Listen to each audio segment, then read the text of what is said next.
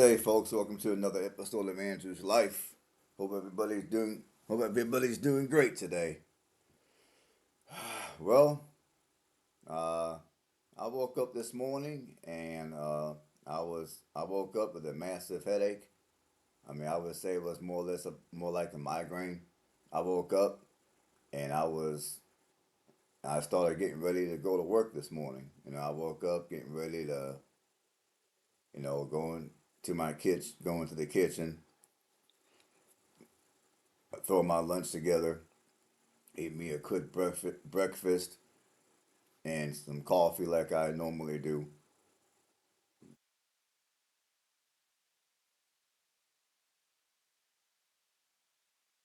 Mind you, I've had this headache since last night when I got home. I don't really like taking a bunch of pills, not even ibuprofen or headache pills or any of that kind of stuff.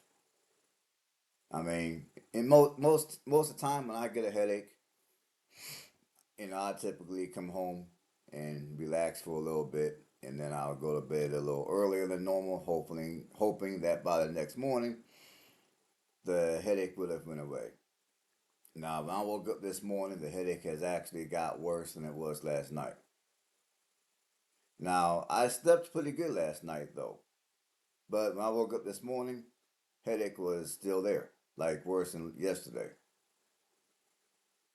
So I was thinking, okay, well maybe once I move a little bit, once I put something in my stomach, I'll be okay. I mean, and also I knew I was gonna have to take some ibuprofen or something, and that's all I have around the house here, some ibuprofen. So I thought, okay, well, if I take a couple of ibuprofen, by the time I leave my house, which would have been an hour, but typically it's an hour after I first get out of bed, I'm I should be okay to drive to work, and work should be okay. Well, Uh, so I woke up, I came right into my kitchen and made myself a little breakfast, grabbed me a bottle of water and some ibuprofen. I ate a little bit of food, took some ibuprofen because I've taken ibuprofen on an empty stomach and it gives me a stomach ache, so I like to eat something before I take it. I took a couple of capsules and I just kept on going. I got my lunch together. I got my cat squared away, got her food and water squared away, and everything like that. And my headache just did not go away. In fact, my headache was so bad that I thought I was gonna get sick. So, make a long story short, I you know I had everything ready for work, and I decided, you know what, let me sit down for a little bit and just close my eyes. So that's what I did. Well, I sat down and of course I fell asleep because my headache was so bad. So, I set my alarm on my phone for a half hour to see how I feel a half hour later. Half hour later, the headache has gotten no better. So, okay, I'm gonna give myself 15 more minutes. Okay, well, 15 minutes after that, no better. So I was like, well, you know what? I'm gonna go ahead and put all my stuff away and just call in for the day. So that's what I did. I called in for today. I decided I'm gonna call in. I'm gonna go back to bed. And now I woke up about maybe an hour or so ago. Just started. I was checking out my channel. I was checking out other people's channels on YouTube. I was reading some random articles on Google, and then finally I got up out of bed and I started, getting my day started again. And at this point, my headache, it hasn't went away completely, but it's not near as bad as it was this morning. But see, this is one of the reasons why if I work a 9 to 5, I rather work afternoons because if my job would have been an afternoon job, uh, I would have woke up, had my headache, went back to bed, and then and if I would have woke up at let's say 10 or 11 o'clock in the morning, I would have most likely I would have been good enough to where I can get the day going and do what I do. And then by the time I left for my job, I would have been good enough to where I would have been able to work. But my headache this morning was so bad that I couldn't, I didn't even feel safe to drive. Cause my job is an hour away, and I just, I could barely keep my eyes open. It was so bad. So I was like, man, this is crazy. So I got to thinking, man, I'm not gonna take a chance and try to make it to work. And then if something happens along the way because I'm not fully alert, it's gonna be on me. And the money that I make at work is not gonna be there enough to offset if anything were to happen, like I get into an accident. And of course, I would most likely be at fault because I'm the one that's behind the wheel, not alert. So I said, I'm gonna call in off of work. Now, where I work, they got very strict policies of calling off, and you call off a couple of times within your first 90 days, and I'm within that probation time, you get fired. And like I told you guys know how I feel about my job, so it is what it is. So anyhow, uh, that's what's going on with me today so far. I'm getting ready to, clean my house and cut the yard.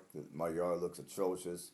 It's supposed to rain again this weekend here in Alabama, so at least in the part of Alabama where I reside, it's supposed to rain for the entire weekend, I believe. So I'm gonna cut the yard before it gets so long that I start having issues with snakes. So anyhow, that's what's going on with me so far.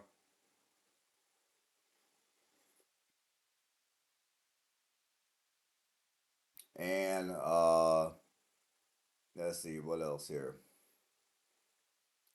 Oh, and for those of you that are looking for my Georgia videos, I will be putting those out sometime next week because I do plan to go back down there to Georgia and do more videos for my Georgia series, for my South Georgia series. So you will be seeing those videos appear on this channel sometime starting next week, most likely.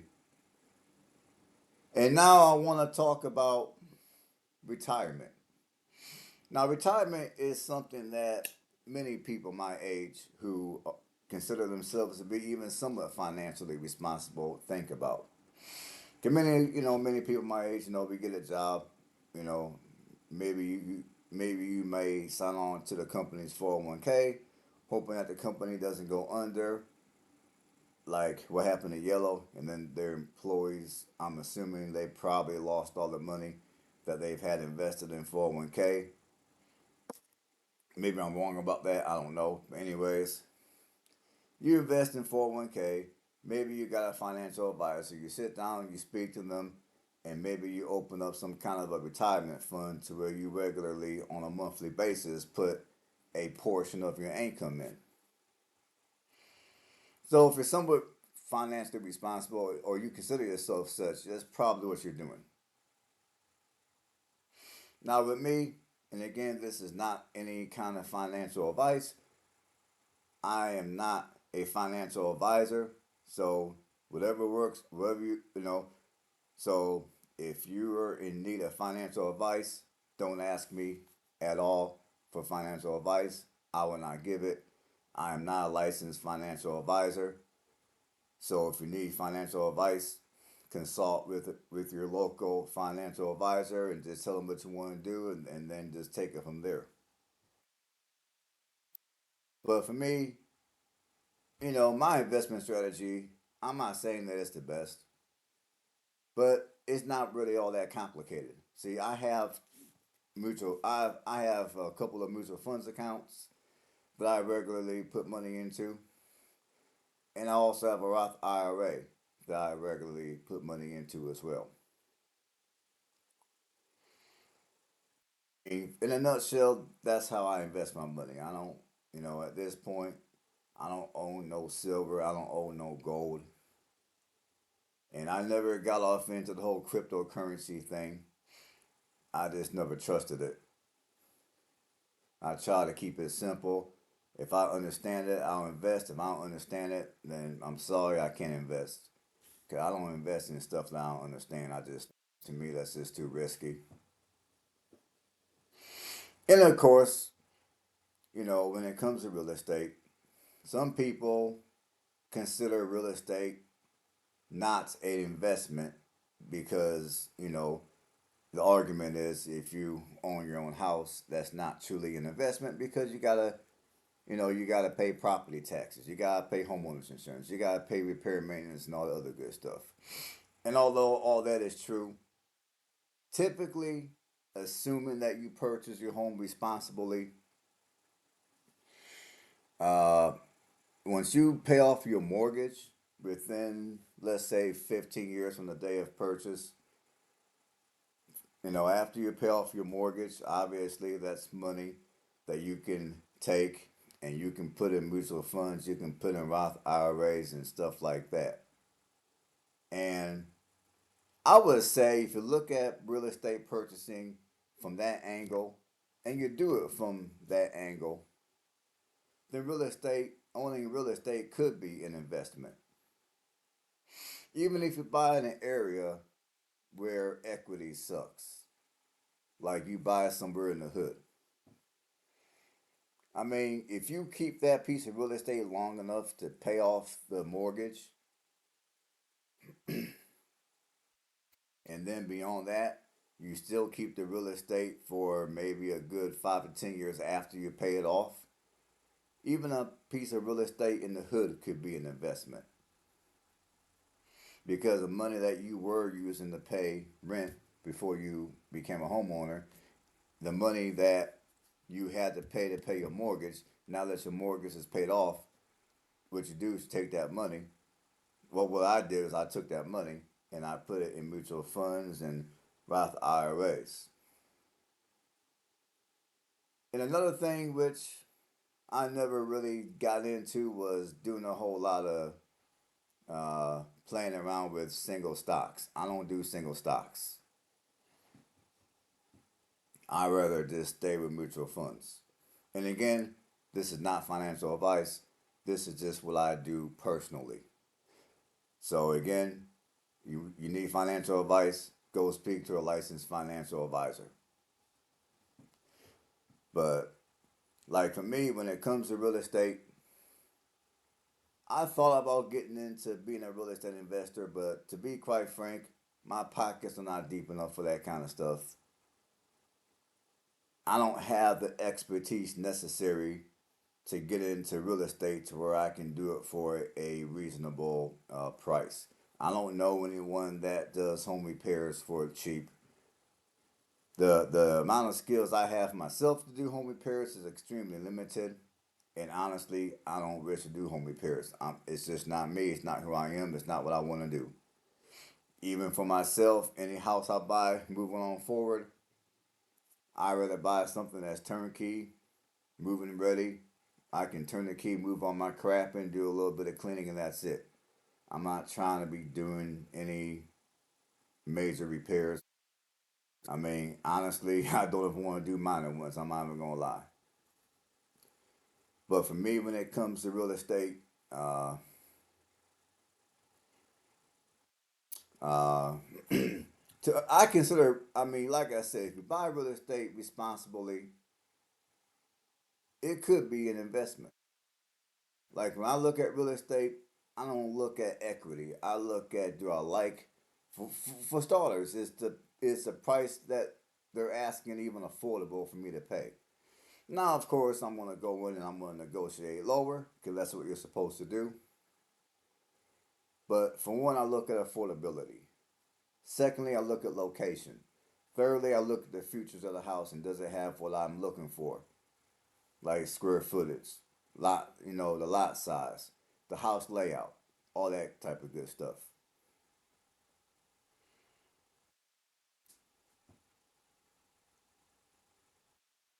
And normally, the house I purchased up in Indiana, normally I try to avoid making those type of mistakes to where I purchase a house and then I lose my ass on it. I try to avoid those mistakes at all costs, but this is one of those. When I sold my house up there a couple of weeks ago, it was one of those type of situations that I effed up. I fumbled the bag a little bit, so to speak, and it is what it is. I learned my lesson, and now in the future, I'm gonna have to move super. I'm gonna just have to be a lot careful with how I move when it comes to any big ticket items. I mean, at this point, I don't plan to buy any more houses. I mean, now I'm gonna be real with you folks. I mean, I love where I'm at here in Alabama. I like my house. I like my yard and all that type of good stuff. Now, I will say, due to how things have been going with my job and just due to how the economy is in the region of Alabama where I reside, I mean, sometimes I think, okay, did I should I sell this house as well and maybe temporarily live in a van? And then when the housing market comes back down to where the prices are more reasonable, buy something in another region of Alabama or buy something in another region of the country to where the economy is a little stronger, job market's a little better, and therefore it'll be that much easier for me to make my money. I mean, sometimes I do think about that. I'm not gonna lie.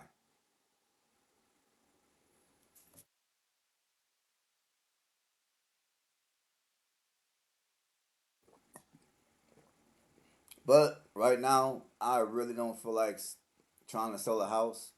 I don't feel like going around and packing up everything and moving. I don't feel like going around and packing up everything and moving. I'd rather stay put. And, the closest metro to me is an hour and a half away. So for some of you, this might sound crazy, but to me, it is what it is. I'm thinking worst scenario. If I quit the job I'm working now, which I'm probably going to, I'm not gonna lie, and I decide to do my own thing out here and build this channel. Now, for some reason, I had to go back to do a 9 to 5 temporarily. I even thought about just during the week, I go into that city, I I work a job that I desire to work, and just to save on gas and on commuting back and forth from work, uh, I'm thinking during the week I'll live out of the van and I'll create some content related to that. And then on my days off, I'll come back home here. I thought about doing that because, like I said, I got all kind of stuff on my mind. And I think that could be part of the reason why I woke up this morning with my migraine. I'm assuming that is because I normally don't get migraines. So this is the first migraine I've had since forever. So I'm thinking, maybe I just have too much on my mind. Just need to chill out. But, you know, it is what it is.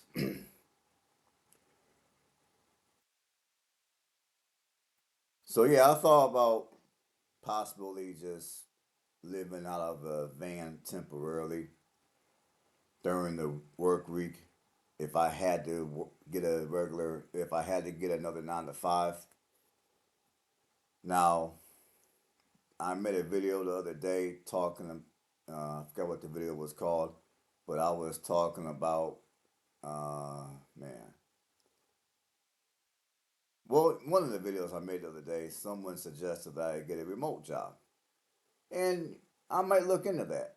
But the last time I looked into remote work, I mean, a lot of it, you had to have experience doing this, you had to have experience doing that, and then you had to live within X amount of miles of a particular location.